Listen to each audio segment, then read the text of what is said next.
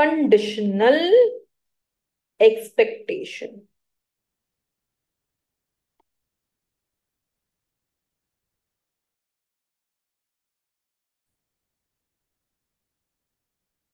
Conditional expectation, थोड़ा सा ये कॉन्सेप्ट ट्रिकी कॉन्सेप्ट है, so we will try to understand this concept बेटा। For example, let us talk about the relation between income and marks obtained। तो एक research की गई यूएस में, जिसमें ये देखा गया कि जैसे जैसे पेरेंट्स की इनकम बढ़ रही थी, as the income of parents was increasing, then parents could afford good tuitions, good schools. और जैसे जैसे वो अच्छी ट्यूशन और अच्छे स्कूल अफोर्ड कर पा रहे थे, वैसे वैसे it was seen that the marks obtained by student were also increasing, जो बच्चों के नंबर थे वो भी बढ़ रहे थे। तो हमने क्या किया, हमने क्लब करना स्टार्ट कर दिया। क्लब माने we started going ahead and we started bringing the people of same income together. जिन लोगों की इनकम सेम थी, हम उन लोगों को एक साथ लेके आना शुरू हो गए। सो वी सेड कि ठीक है, सपोज ये वो सारी फैमिलीज हैं जिन बच्चों के पेरेंट्स की इनकम 80 है। दीज आर ऑल दो students who come from family whose income is 80। हमने जाना कि उनके मार्क्स कितने हैं आउट ऑफ 100, और हमने वो मार्क्स को प्लॉट करना स्टार्ट कर दिया। तो हमने यहाँ पे लिखा कि ठीक है, इनके मार्क्स 70, 72, 75, 78, 79 है। फिर हमने इनकम ग्रुप चेंज किया। हमने बोला कि ठीक है, वो सारी फैमिलीज आओ जिनकी इनकम 100 है, $100। फिर से भी आस्क द सेम क्वेश्चन कि अच्छा अच्छा, अब बच्चों के नंबर कितने हैं, इन बच्चों के पेरेंट्स की इनकम तो 100 है। सो वी फाउंड आउट 75, 77, 77, 82, 83, ये उन बच्चों के मार्क्स थे। ऐसे ही वी कंटिन्यूड द प्रोसेस। हमने बोला कि अब बताओ वो सारे लोग जिनकी फैमिली इनकम 120 है, उनकी, है ना। And then we started finding the average.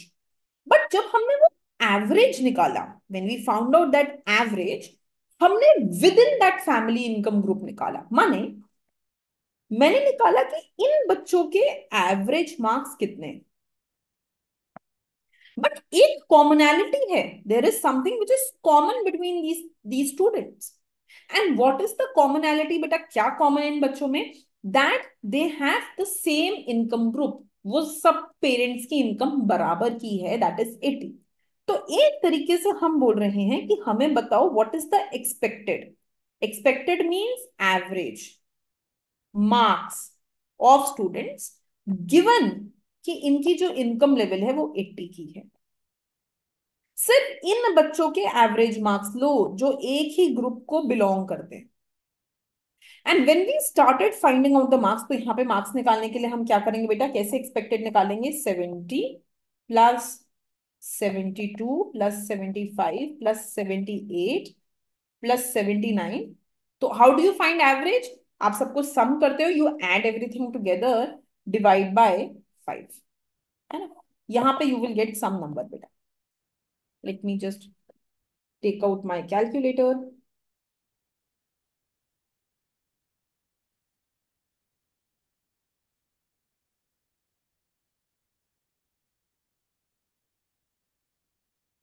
So I have got 70 plus 72 plus 75 plus 78 plus 79 divided by 5. बेटा this will come out as 74.8। ठीक है। अब हमने क्या किया, हमने नेक्स्ट ग्रुप लिया और हमने फिर से उनका एवरेज निकाला। तो we find out the expected marks of all students given that the income level is 100। फिर आप ये 5 ऐड करोगे, डिवाइड बाय 5। ठीक है बेटा, this is called as conditional expected value. क्या बोल देते हैं इसको? Conditional expected value. क्यों बोलते हैं इसको conditional expected value? It is called as conditional mean और conditional expected value because background में we go ahead and we keep a condition. हम एक कंडीशन प्लेस कर रहे हैं। And what is the condition that I am placing? The condition placed is on the income level. मैं income को constant रख के चलते हुए उस इनकम के लेवल के अंदर के जो अलग अलग बच्चों के मार्क्स हैं, I am finding the average. Now let us try to plot it.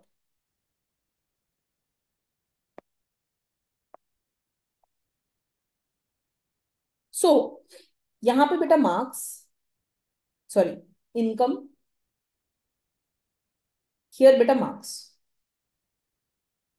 Income है 80, और जिन बच्चों की फैमिलीज की इनकम 80 है, उनके मार्क्स हैं 70, 72, 75, 78, 79। तो 70, 72, 75, 78, 79, ये मैंने मार्क्स प्लॉट कर लिए। ये 72 है, ये 74, ऐसे करके आई प्लॉटेड इट। फिर मैंने देखा ओके, अब हमारी नेक्स्ट इनकम लेवल है 100। और इन बच्चों के मार्क्स कितने बेटा? 75, 77, 77, 82, 83। 75, 77, 77, 82, 83। Now what we do, we will find the average. तो जिन भी बच्चों की इनकम 80 थी, ये उनके मार्क्स मैंने यहाँ पे प्लॉट कर दिए। और इन मार्क्स का व्हाट इज द एवरेज बेटा? The average is coming out as 74.8। तो ये मैंने उनके एवरेज मार्क्स को यहां पर प्लॉट कर दिया है। ऐसे ही जिन बच्चों की फैमिली इनकम 100 थी, उनके ये सारे मार्क्स थे। Again you can find the average. इनका आप एवरेज निकालोगे, 75 plus 77 plus 77 plus 82 plus 83 divide by 5, यहां एक नंबर आएगा। You will go ahead and plot that here. When you will be joining all these points together, जब आप इन points को एक साथ ज्वाइन करोगे, what you will get, जो आपको मिलेगा, उसको हम बोल देंगे regression line.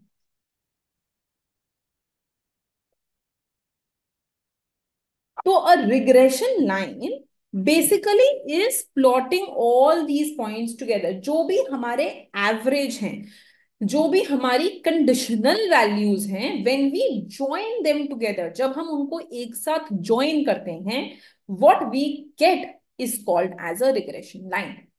And this regression line, ये क्योंकि एक लीनियर लाइन है, it is called as linear regression line. अभी हम बात करेंगे why it is called linear, we will talk about it.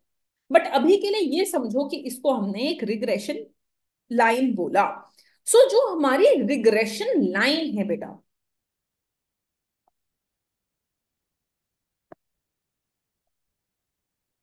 basically this regression line, it is going ahead and it is passing through all the conditional mean। तो conditional mean को क्या लिखेंगे कि हमने सारी y वैल्यूज, y वैल्यू यहाँ पे क्या थी? सारे मार्क्स। हमने सारी y वैल्यूज का मीन निकाला है, एवरेज निकाला है, but it is conditional on the value of x। माने जब भी हम ये एवरेज वैल्यू निकाल रहे हैं, उस टाइम पे हम पहले x को कांस्टेंट रख रहे हैं कि जब x की वैल्यू 80, तो मीन कितना आया, मीन मार्क्स कितने? जब x की वैल्यू 100, तो मीन मार्क्स कितने? जब x की वैल्यू 120, तो मीन मार्क्स कितने? और उससे हम एक लाइन पास कर रहे हैं। और लाइन का क्या फॉर्म होता है बेटा? What is the form of line? Y, line का फॉर्म होता है y is equal to mx plus c। There is an intercept term and there is a slope term. और इकोनोमेट्रिक्स में इंटरसेप्ट टर्म को beta naught और slope term को beta one लिखा जाता है। Beta naught and beta 1. So therefore, we can go ahead and we can write this as beta naught plus beta 1 x. Beta naught plus beta 1 x. समझे बात को? Is this making sense? So this is what I am doing in this case. This becomes my regression line. Right? Now, try to understand something which is known as stochastic error term। क्या होता है stochastic error term? बेटा what is stochastic error term? देखो, एक example लो बेटा, ये हमारे average marks थे इस ग्रुप के। जो हमने एवरेज मार्क्स निकाले थे that was coming out as 74.8। तो the average marks of this group is 74.8। But जो एक्चुअल मार्क्स हैं बच्चों के वो तो अलग अलग हैं इस ग्रुप के अंदर। एक बच्चा है जिसके एक्चुअल मार्क्स सिर्फ 70 हैं। There is another student whose actual marks is 72। There is another student whose actual marks is 75। और एक बच्चा है जिसके एक्चुअल मार्क्स 78 हैं। There is another student whose actual marks is 79। तो there is a difference between the actual marks, जो बच्चों के एक्चुअल मार्क्स हैं, और जिस पॉइंट से लाइन गुजर रही है, the marks that through which the line is passing. Line pass कर रही है इस पॉइंट के थ्रू, लाइन पास कर रही है एवरेज मार्क्स के थ्रू, है ना। और एक्चुअल मार्क्स ऊपर या नीचे हो सकते हैं। So there is a difference between actual marks and the expected marks, माने the marks through which line is passing, जो लाइन जिसके थ्रू पास कर रही है।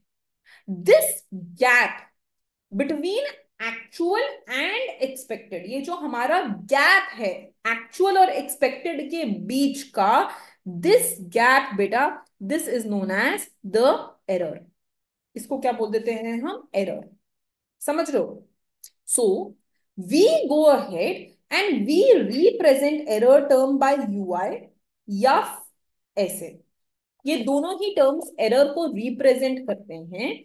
And this error is the difference between actual marks, जो एक बच्चे के एक्चुअल मार्क्स हैं, Y I represents the actual marks, and जो एवरेज मार्क्स हैं, E of Y given X I, जो एक्सपेक्टेड मार्क्स हैं, इनके बीच के डिफरेंस को हम एरर के थ्रू रिप्रेजेंट करते हैं। This is called as error term.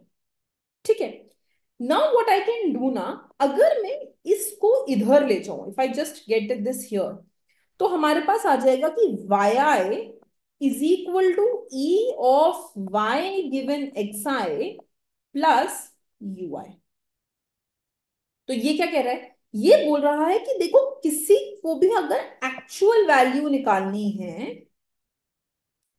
तो वो एक्चुअल वैल्यू जो भी एवरेज वैल्यू होगी उसमें एक एरर कंपोनेंट ऐड करके आ जाएगी। एक एग्जांपल लेके देखते हैं। Let us try to see this example बेटा। जैसे इस बच्चे की बात करो, इसके एक्चुअल मार्क्स 79 है और एवरेज मार्क्स जो है वो 74.8 है।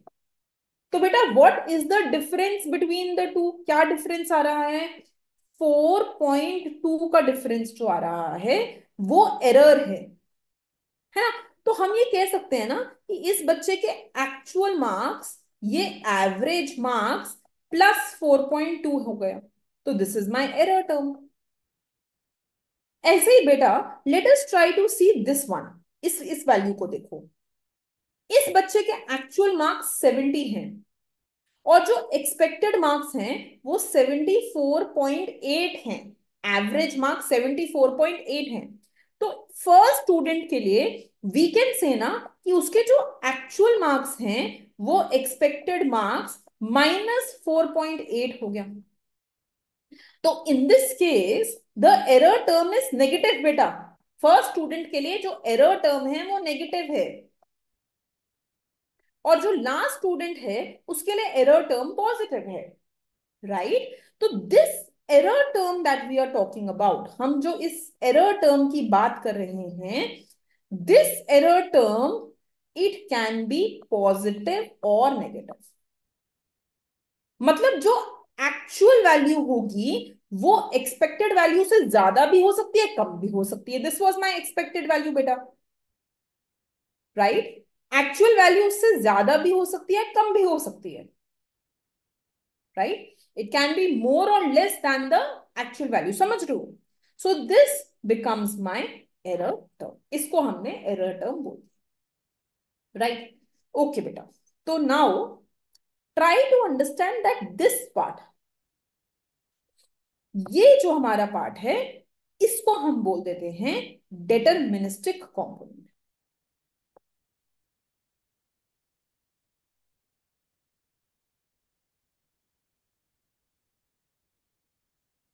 ठीक है। और ये जो हमारा पार्ट है, जो एरर है, जो हर एक के लिए बदलता जा रहा है, इस स्टूडेंट के लिए अलग है, इस स्टूडेंट के लिए अलग है, इसके लिए अलग है, इसके लिए अलग है, ये वाला तो सबके लिए कॉमन है 74.8।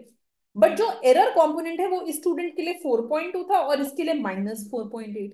तो this component which keeps changing, इसको बोल देते हैं बेटा रैंडम और स्टोकेस्टिक कंपोनेंट।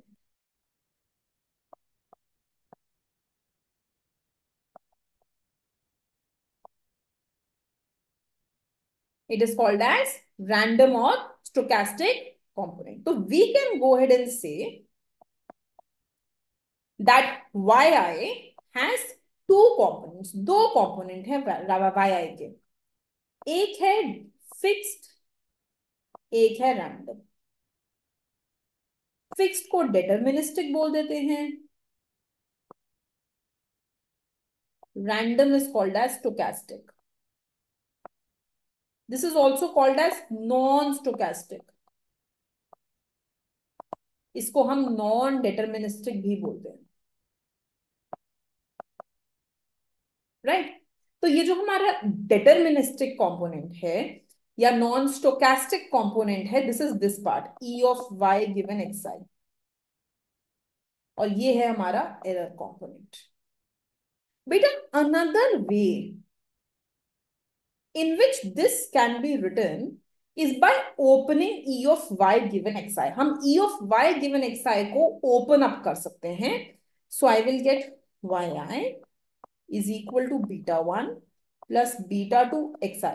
यही तो था e of y given xi. See, beta naught plus beta 1x, beta naught plus beta 1x plus ui. तो this is one way in which regression lines can be written. ऐसे हम regression models को लिखते हैं. अब एक important चीज exam में पूछी जाती है, what are the reasons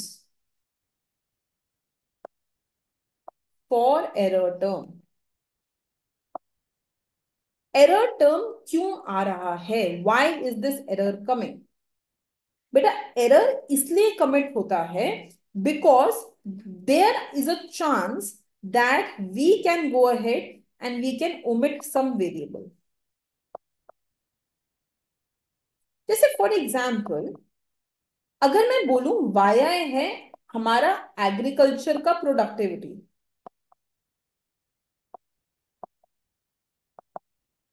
right, and X I है रेनफॉल. तो हमने ये तो बता दिया कि एग्रीकल्चर की प्रोडक्टिविटी रेनफॉल पे डिपेंडेंट है, but what about the error term,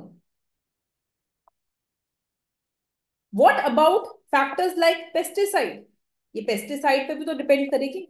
what about tractors, क्या हमारे पास अच्छी मशीन है या नहीं है. What about irrigation facility. तो क्योंकि we have not taken these factors, हमने इन फैक्टर्स को कंसिडर नहीं किया, पर ये फैक्टर्स भी प्रोडक्टिविटी को एक्सप्लेन करते हैं. ये सारे फैक्टर एरर टर्म का पार्ट बन जाते हैं, right. So therefore error term includes all factors omitted from the model. जो भी फैक्टर्स हमने मॉडल से ओमिट किए होंगे they will become part of the error term, वो एरर में चले जाएंगे. ठीक है जी. सेकंड बेटा मेजरमेंट एरर. अब सपोज मैं ये जो डेटा कलेक्ट कर रही हूं, ये डेटा सर्वेस के थ्रू कलेक्ट हो रहा है. सपोज मैंने आपको बोला बेटा कि वाई रिप्रेजेंट कर रहा है यहाँ पे सेम मार्क्स को, स्टूडेंट्स मार्क्स को, और एक्स बता रहा है इनकम को. बेटा व्हाट इफ कुछ लोगों ने अपनी इनकम को इनकरेक्टली बताया हो. What if some people, some students have told their marks incorrectly. What if हम मार्क्स सपोज सपोज मार्क्स हम लोग सीजीपीए में कैलकुलेट कर रहे थे, बट कुछ स्टूडेंट्स ने अपने मार्क्स एसजीपीए में दे दिए. What if they have changed there marks का यूनिट? हमें सीजीपीए में चाहिए थे, students have given there marks in SGPA. So when these things happen, जब किसी भी तरीके का मेजरमेंट एरर आ जाता है, देन उस एरर की वजह से हमारा this error component increases. The third thing is incorrect functional form. What does incorrect functional form से बेटा? सपोज हमारा जो रिलेशनशिप है बिटवीन एक्स एंड वाई वो क्वाड्रेटिक है. It is like this: y is equal to beta naught plus beta one X plus beta two X square plus Y. ये relationship होना चाहिए. But the relationship that I have written वो ये है, मैंने ये लिख दिया. तो I have made a mistake. ये रिलेशनशिप लिखना था and I have used this form. तो इन दिस केस आपका error term will increase, right? There will be error that you will be committing. And at last, purely random error.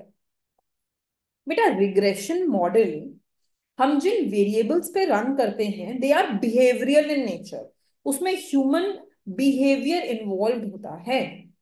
तो due to human behaviour कभी कभी एकदम randomness include हो जाती है. We can never predict 100% correctly. माने अगर मैं आपको आज ये भी बोलूं, आप एक एग्जाम देकर आए हो 75 मार्क्स का, and all of you will do this. जैसे ही घर आते होगे what will you do first thing बेटा? कि अच्छा ये 5 मार्क्स का क्वेश्चन था, okay ma'am will give me 4. ये 10 मार्क्स का था, okay ma'am will give me 9. ये 20 मार्क्स का था, okay ma'am will give me 18.5. ऐसे सब करते हैं घर आके. एवरीबडी डज दिस कि इतने नंबर का क्वेश्चन था, इतने आ जाएंगे, इतने आ जाएंगे. So you have predicted your marks. आप प्रिडिक्ट कर लेते हो कि okay I will get 65 out of 75. ये आपका प्रिडिक्शन हो गया. Will it happen that you will get exactly 65 out of 75? क्या ऐसा होता है? No, right? It is possible कि शायद आपके जब actual mark sheet सामने आए, when you get the mark sheet, it is possible कि you will only get 64 out of 75 or you may get 68 out of 75. तो there will be some randomness involve. कुछ randomness तो रहेगी. You can not go ahead and you can not predict it 100% correctly. आप उसको एकदम ठीक से predict नहीं कर सकते हो, right? So therefore because of human behaviour कुछ एरर रहेगा. अगर आपके एक्चुअल में कम मार्क्स आए होंगे तो भी आपने एरर कमिट किया है, और ज्यादा आ जाएंगे तो भी आपने एरर कमिट किया है. So you may and up predicting the error. ठीक है? ओके बेटा.